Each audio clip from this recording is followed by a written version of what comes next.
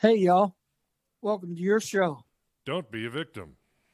I'm Lee Turner Jr. of Tango Firearms Training. And I'm still Buddy Myers of Tall Guns. Well, I'll let y'all know I've been doing a lot of walking lately, thanks to these gas prices. I don't know about Colorado, but they have sure shot up down here. Well, it's they're up a little bit here in Colorado. I mean, it's only running about roughly about 95 cents a quart, Yeah. which is about 368, 369, 380 a gallon out here right now. And that was as of Thursday, Friday. At the start of the week, it was only $3.24 for a gallon of regular. A couple of days it's jumped 50, 60, 70 cents. It's just crazy. We all know why. Well, because of the war in Ukraine. Well, the war in Ukraine, I think, has a fundamental hit to it. I think the other side, there's a piece that's about the law of supply and demand. I mean, this is about base economics. That's something that, AOC, even though she's got a degree in economy, doesn't frickin' understand, a lame brain idiot, is that demand went up too. Because, in 2020 and 2021, we had this thing called COVID and everybody got locked down, stayed at home. We didn't use fuel. So we're starting to use a little more fuel. And, oh, by the way, we've got all these products coming in finally, getting out of the coast and the supply chain stuff, and we're using fuel for that. And, the war, and it's like the perfect storm. Yeah, I mean, talk about Miss Harris. I mean, when she gave her speech on Ukraine, I mean, I'm so glad she told me where it was at. Miss Harris. Let's talk about not that idiot. I'm talking about that idiot from the lower district in over in Queens in New York City.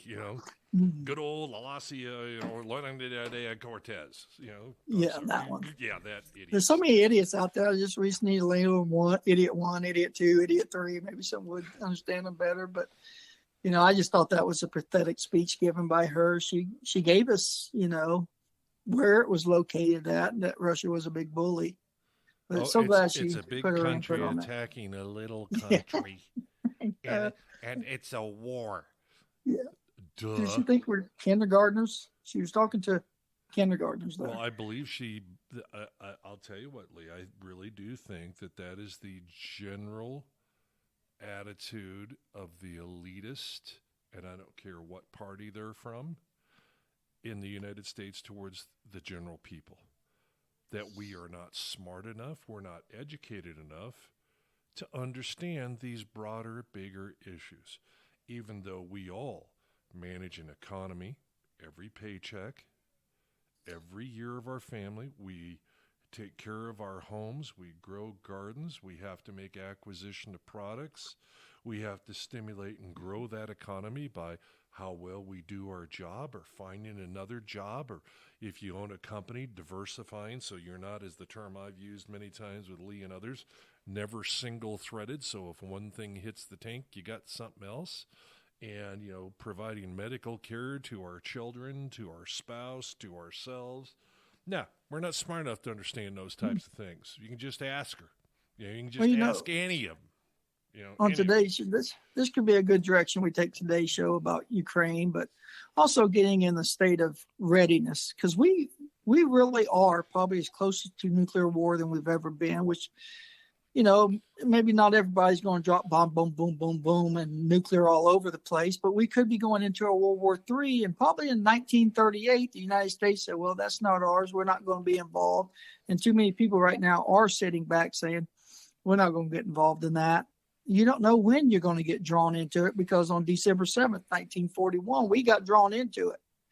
So we are probably we're sitting on that thin red line of you need to be ready for the state of readiness of World War III or nuclear war.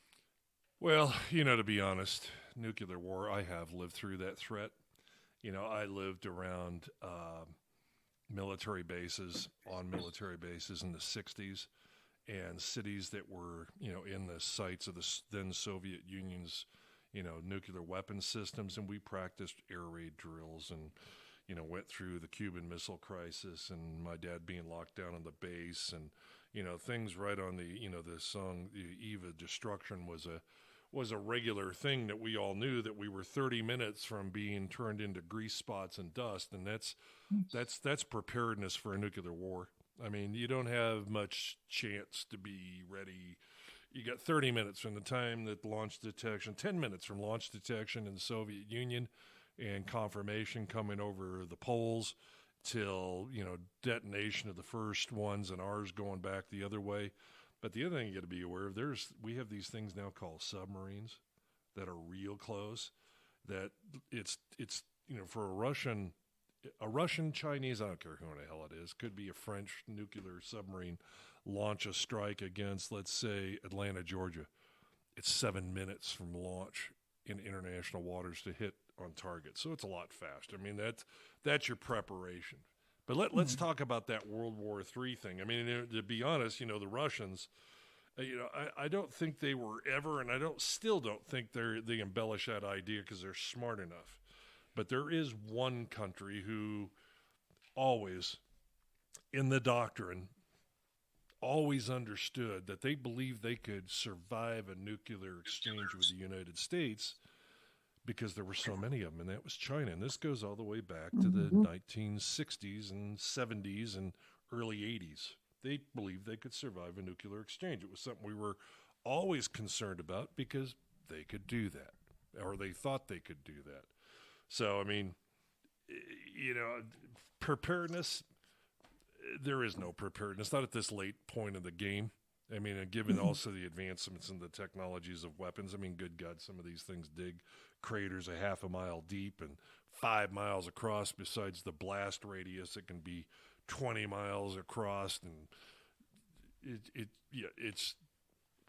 there's nothing. But what you have to be prepared for is that economic impact of theater-based engagements. We've kind of survived our theater-based engagements fairly well in the last 20 years in Afghanistan and Iraq.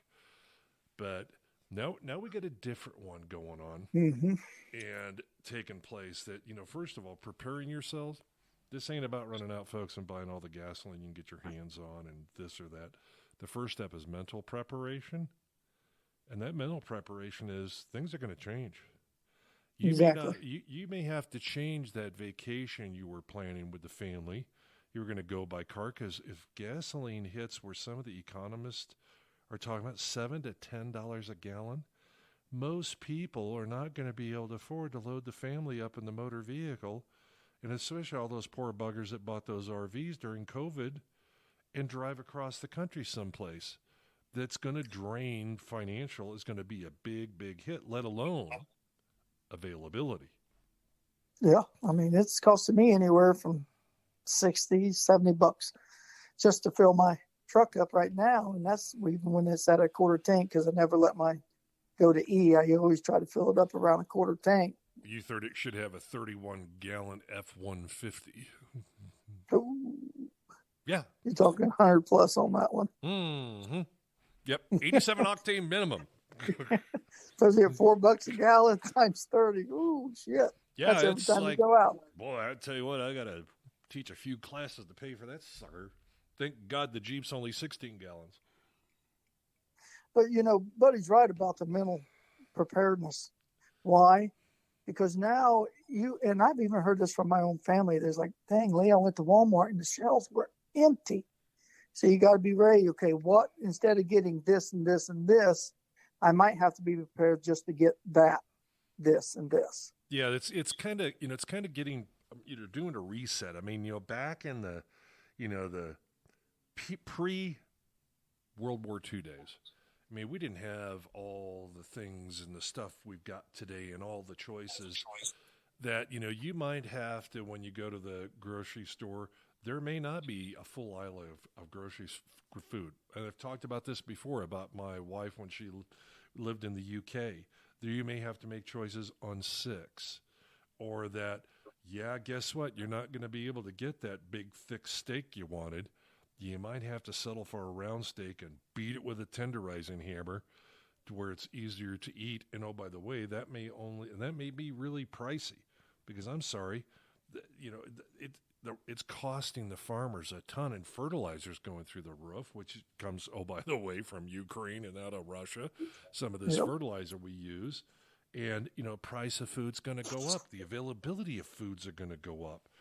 Things are going to be extremely, extremely high. Now, we've carried on a little bit longer than we should have. We're at 10 minutes and 20 seconds, and we're going to go to a break real quick, and we'll be right back. All right, back from that break. As we were saying, things are going to get pricey. Right now the price of wheat's doubled. The price of wheat has doubled. Well, that means that $3 loaf of bread you're buying today is going to cost $6 when that wheat finally makes it through the mill to the baker and onto the store shelf.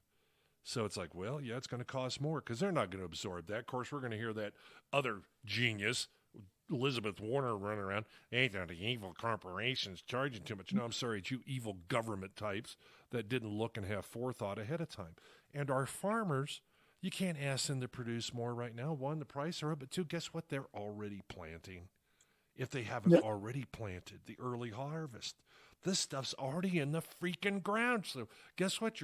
And oh, by the way, paying them not to grow on acreage to keep the prices up, we call that subsidy. I think we can make that program go away. Those of you at the USDA, you ought to think about this stupidity that now, given where we're at in a global situation, we got a theater level war going on in Ukraine. That's going to affect the breadbasket of Europe with wheat and corn. It's affecting the fertilizer. Hey, guess what? Maybe we, instead of paying those people not to grow, incent them to grow. Take that money that you would have paid them not to grow and subsidize the cost of the fertilizer so they can get back out there and grow this stuff. That, and how about opening up our own? When he shut down our own pipelines, look how that affected us. We were our own independent. We were not dependent on anyone else's, and he still refuses to open these up. People, Yeah, and we could have supplied our friends and our neighbors with it. I mean, here's the stupidity. I mean to cut you off, Lee, but I've been really cranked up on all this all weekend. Is, one, we're going to stop buying Russian oil. Great idea. But who are we negotiating with? No, we got to team off talking to Maduro, another dictator down in Venezuela. Give us more, we'll buy oil from you. And then we've got the Russians. Remember, we're sanctioning the Russians for everything except for their biggest economic driver, their oil, negotiating with us and for the Iranians to sign a nuclear agreement to get oil from them. Why in the hell, excuse me, folks, aren't these bozos negotiating with Texas and Pennsylvania and with the folks in Ohio and North Dakota and Oklahoma to frack more, to drill more? Because guess what? Our pent-up ability to generate more demand from the existing wells exceeds that which we're going to get from that, dictator Maduro down in Venezuela, the Ayatollah who has spent money to kill our young men and women for the last 25 years and wreak terror on the United States and our friends for 25 years, Iranian oil. Why are we allowing this stupidity to continue? That's right, and this may get us banned for a week again because we have a dictator for a president. He already said, along with his Chucky, I call her Chucky, that redheaded woman, stands up there and talks for him, said they're going to force us into this new Green Deal. They're going to force us to go into electric cars. They're going to force us to do it. They're not going to open that up and put any kind of easement on the people. They're going to force us, which California already proved. I already told their people, stop charging your cars. You're shutting the grids down. They don't care. Yeah, it's a cultural reorganization. They want to change the way that we think, the way we do, and of course, paying to the pocketbook makes the biggest thing. Of course, I was having this discussion with somebody on Friday morning about the electric car aspects of it. You're going to go spend $40,000 to $80,000 for an electric car. That's going to save you $80 at the gas pump. You can only travel a maximum of 285 miles with this car he was looking at. and you're going to have to pay about $1,000 to put a charging station in your home. And oh, by the way, if you only have 100 amp service, you're going to have to petition your city or your utility provider to up you to 200 amp service, because it takes 60 amps to draw it. And then otherwise, some of them are smart enough. I'm talking about a Tesla as one as example, that they will determine when there's low usage on the grid to charge. Well, if they're all making that same decision, all these cars, well, then all of a sudden that low demand period becomes a high demand period, and you have to use your car for an emergency because guess what? Your wife's water broke and you got to take him to the hospital, or somebody's having a heart attack in the ambulance, which didn't charge its battery because it's been out running around all damn day long, and you got to take them to the hospital. You go out and you go to turn your car on it goes, wrong answer, out of power. You know, it makes no sense. I think the move towards alternate energy sources, I've always been in a favor of. You know, but it's not something that happens in 10 or 20 years. It's an evolutionary process that takes place over the course of time. I mean, and they want to do it now. Well, it's because they're not scientists, they're not engineers, they're not smart people. They're lying, mealy-mouthed politicians that all they care about is their next electorate cycle and keeping a small people happy that give them money. Exactly. And remember, when they go fill up the presidential car, Joe Biden does not pump that gas, nor does he pay for it. He doesn't care what you're paying at the pump. No, they don't. I mean, they really don't. I mean, they don't. You know, they don't know what it takes. If they really cared about the new Green Deal, you know, that horse-faced, you know, John Kerry wouldn't be flying around in his private airplane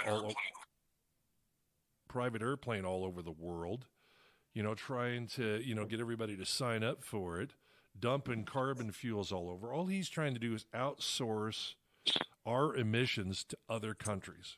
It has nothing to do ultimately about reducing it, and he gets his little ego stroked. That's all it's about. I mean, first of all, you're dumping stuff all over the place, and then what's the difference between whether or not we're buying and drilling Saudi oil versus American oil or Venezuelan oil or Iranian oil? It's the same thing. It goes through, and the oil is being burnt in the United States. So burn our own damn oil. So I'm going to throw a point out there for you to talk about. People think now is getting bad. If this is just with Russia evading, they're in Ukraine, they're fighting, blah, blah. Now it's all over. Russia has taken Ukraine. They now possess it. What do you think times are going to be like then? Well, hold that thought. Let's go to a break, and we'll be right back. Okay, so now at least put the theoretical question out there. What happens if the Russians have taken Ukraine? Well, let me give you some insights from Buddy. Now you've got Ukraine, Russian soldiers, Russian Air Force, right up against the side of NATO countries. All it takes is a hiccup. And somebody presses a trigger, pushes a button, you know, pushes down on a launch button on a, you know, anti-aircraft missile battery or in an aircraft, and then things escalate quickly. But here's the big but to that. Even before that happens, we said the mindset, getting yourself psychologically prepared. Hey, I'm not going to be able to get all the things I want. Things are going to cost more. I've got to change my plans. I'm not going to go on trips. So you go back and look at how people did things in the 30s and the 40s during World War II and before it. You know, you don't have that much luxury to go places to do things. But when the cyber war starts and the attacks begin and you can't get access to your bank, you can't get access to your doctor, those deposits, direct deposits of those paychecks or benefits that you're expecting aren't getting there because the attacks are so heavy. They actually not only are denial of service, but they actually damage the infrastructure. Lights go out. Power goes down. Look at what happened in Texas from an ice storm. Imagine that on a larger scale. Look at the Colonial Pipeline. when the Russians hacked that damn thing and shut off oil in the southeast and the prices exploded. What have we done to protect ourselves since? No, and you think about it, Russia will go after the internet. They'll shut us down. And then, like Buddy said, your bank accounts are shut off. So that's why it's best you might want to start having some cash on hand. Even though, how good will the dollar be if anything like that happened? Who knows? And what are you going to spend it on anyway? There won't be anything there because guess what? The trucks can't be dispatched. The trains can't run. The farmers are so damn reliable on other things that come from the internet because we've sold them all these tractors and stuff. You know, it's like, yeah, it's going to be, it's going to be butt ugly. I mean, I don't pretend to speak like I'm in Putin's mind, but what would stop him after he takes Ukraine to keep going? How do we know he's not going to pull a Hitler and try to go all over Europe? I think he'll stop. I think he'll stop, Lee. You don't want to know why? He's got to open up the door so his friend Xi Jinping can attack Taiwan, and then we'll tie our troops up there because there we do have a commitment of forces. And then when we're trying to fight that war, a true shooting war with American blood flowing, now we go to Estonia, Latvia, Lithuania, Poland. They'll ping pong back and forth. That's why they got their little secret meetings going with each other, because I've made that statement quite a few times. You watch. China will be in Taiwan before this Ukraine deal is over. And once they do that, they're going to ping pong back and forth until we're surrounded. Yeah, it's. I'll tell you what, the other thing, folks, if you want to get an idea of what's really going on with Ukraine and all this stuff, you ought to take the time and watch the BBC World News once in a while and take a look at the Financial Times' website or to look at the London Times. You get a different perspective and you get more detail than what you're getting on any of the U.S. stations. Any of the U.S. stations, any of them. I don't care if they're cable, internet-based, whole different cover. Guess what? These people, they live there. They're especially there. CNN. Stay off CNN, people. That's called the Clinton News Network. It doesn't matter which one it is. I mean, some of them have a little more detail, some of them don't. But you look at the BBC World News, they got people on both sides of the frickin' firing line.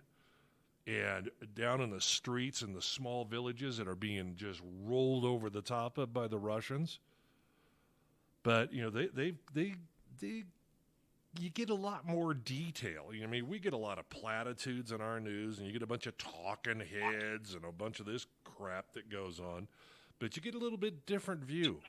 And the economic impact, especially, if you look at something like the Financial Times, which publishes across the entire world, different editions of the impacts that are going on. You get a broader view. It's just go ahead, Lee. Yeah, no, with that, here's just going to be a few tips that you can start trying to prepare for. Because, like Buddy says, you're not going to run out and fill up every can you can, even though we're seeing people do it. There's going to be wasteful things that you can get, but definitely have enough food and water for each of your family members for 1 month. And we're not talking about for a nuclear war. I'm just talking about if everything shuts down and you're confined to your home because there is no power. You can't go anywhere. You want at least enough food for 1 month for every member in your household. Including pets. So, including pets. Somebody's made that statement many times. Get that big bag of dog food. Even if it don't like it, at least it's better than nothing. The kitty cat, the hamster, the gerbils, the fish. Yep. The reptiles. You got to have enough food. You take the reptiles, you feed them to the mammals. That's my attitude on reptiles, so go ahead. But have printed banking and financial records and have cash on hand. If they shut these banks down, they shut everything down, you say, well, I had $12,000 in my check account. No, you didn't. You had $100. So you at least want something saying, this is what I had before it went down. Batteries, flashlights, and some kind of water filtration system. That's a good one to have on hand. An evacuation kit for each family member. And see, these are the short-term strategies, folks. 30 days. I'm more on the long play, the long game, because that's always what I've had to deal with was the long game. Okay, so we get by the first 30 days. then what? First of all, Yep. get over, people were shut down with COVID. Oh God, they were desperate and they were having psychological impacts and blah, blah, blah. Well, guess what? It's going to be worse. It's going to be worse. But if you start to prepare yourself mentally now that yes, this can happen. You look at the Ukraine, those are beautiful cities there.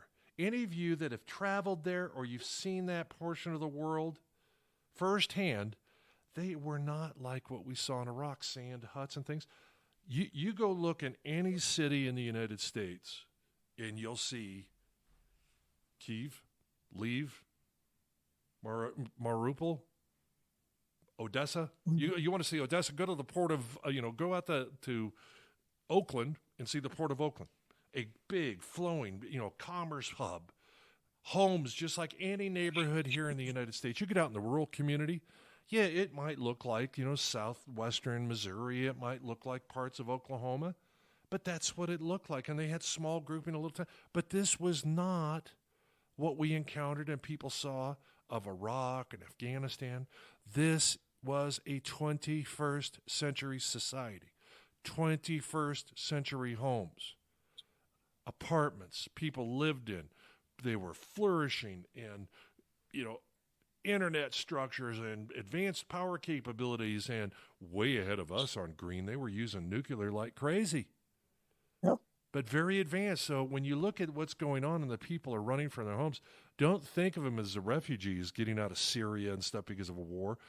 This would be, you look at your neighbor, you look at your children, you look at your grandchildren. And these are the people getting out, and they're having to make decisions about, well, we had to leave my mom behind because she is incapable of making the trip, and she told us to go. This is where I want you to mentally understand what's happened to the Ukrainians and understand that, yeah, you may have to make that tough decision. But when it comes to, after that 30 days, you got to figure out what do we do after that? Okay, if the 30 days doesn't happen, hey, that's good. But how do I survive if the grocery stores are open and we've got less food, we've got less this? How do I live less?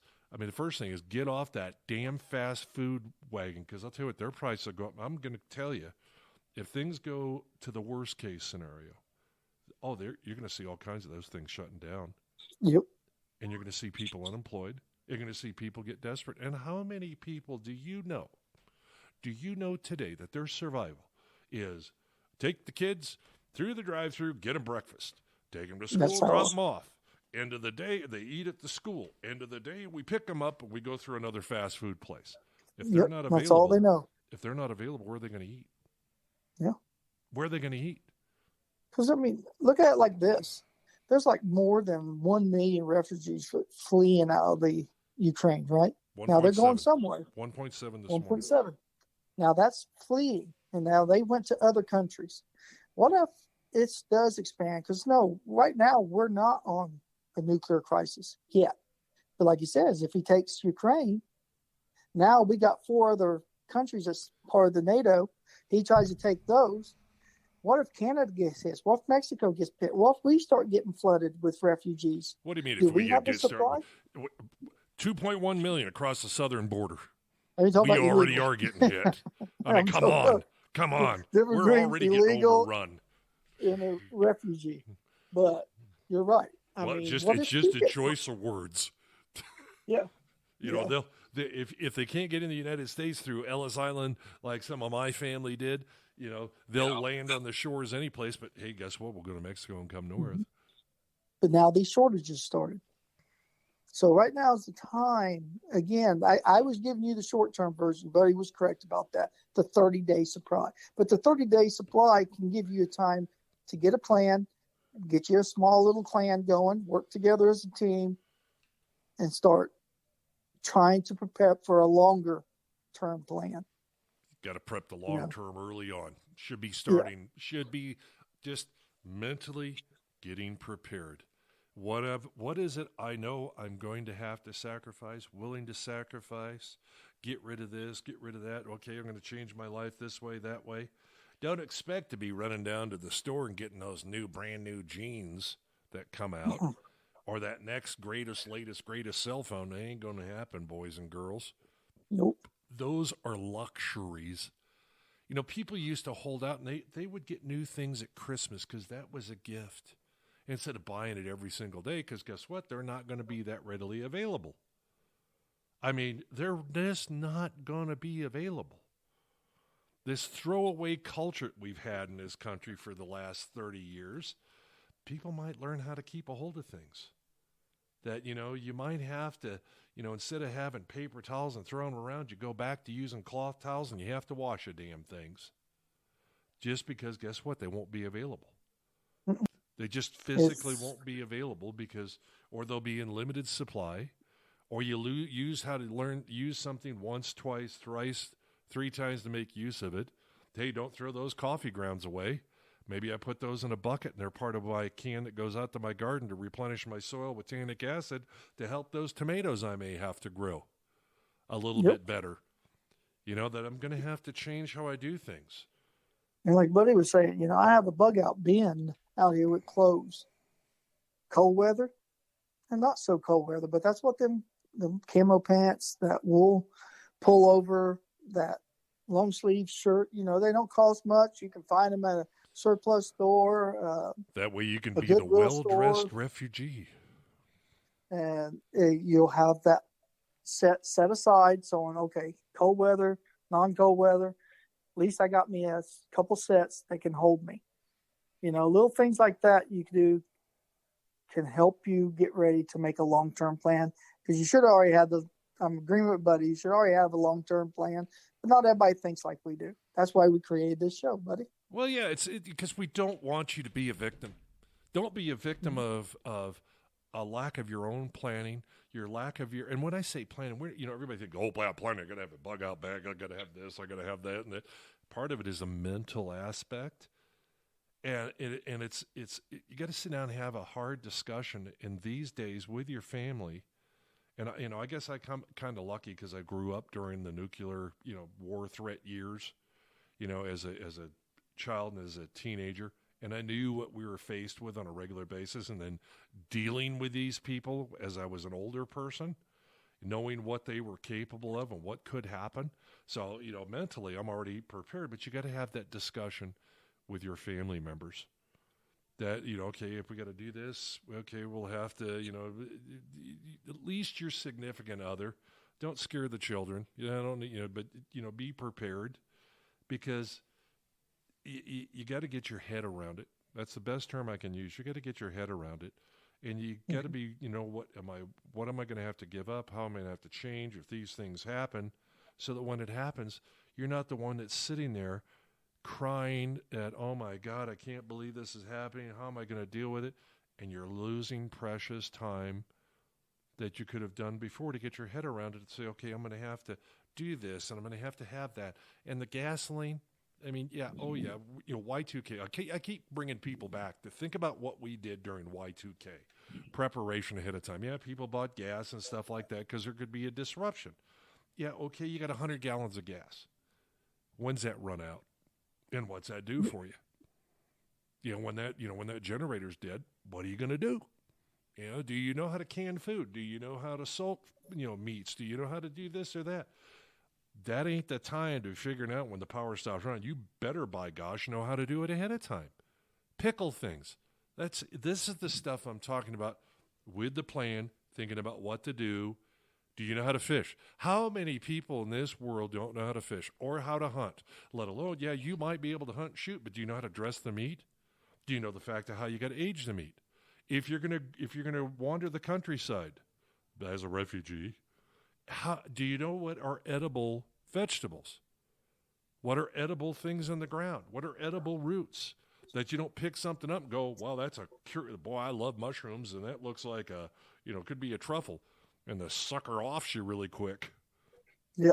There's a lot of good books and guides out there that you can download. And this is about how, if I got to adapt or augment my food, what do I need to do? What things grow naturally that I can just eat? All those types of things that you got to think about. We're at tough times right now in the world.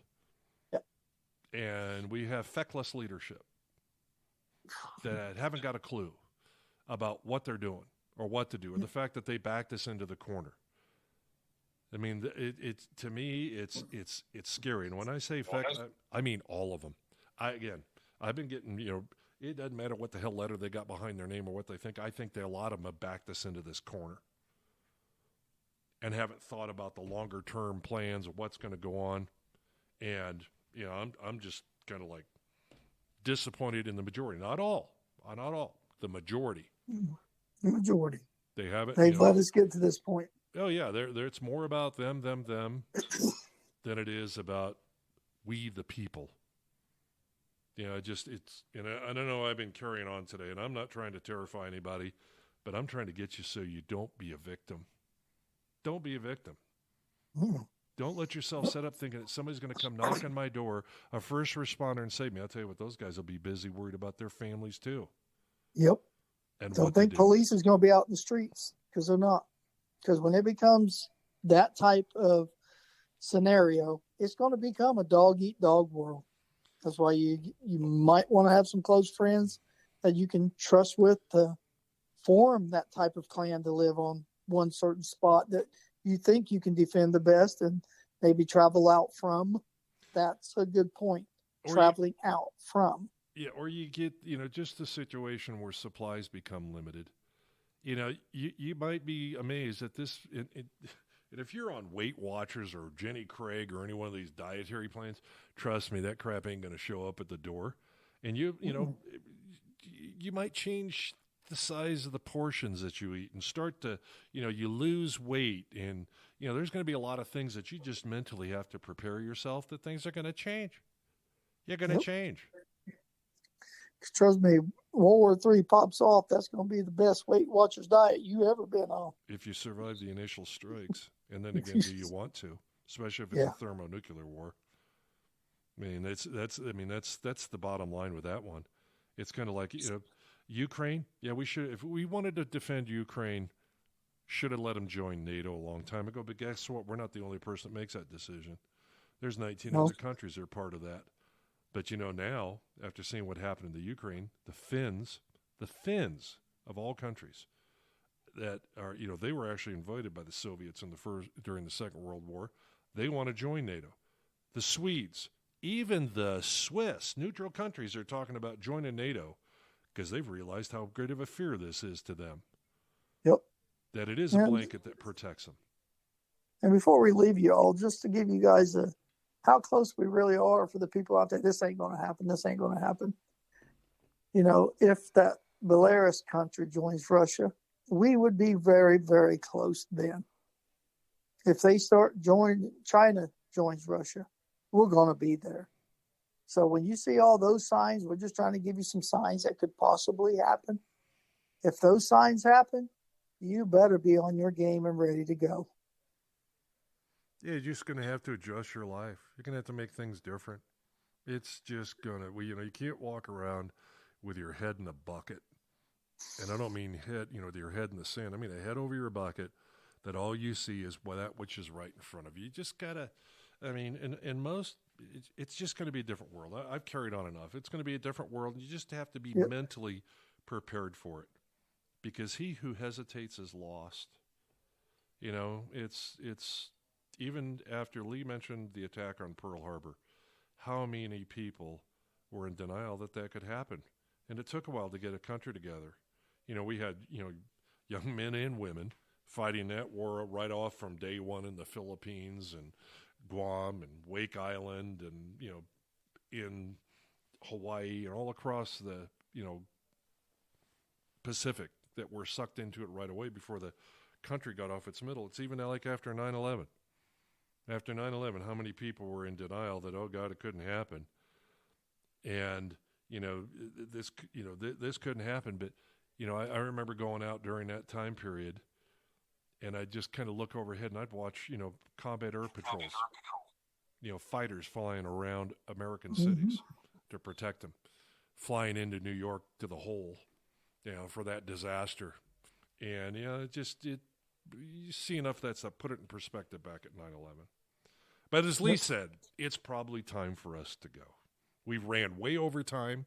We ignored our 8-minute segments, but like you said, we'll probably get canceled by somebody out there for the things we've said. But Lee, take us to the closing. Like always, people, watch your six.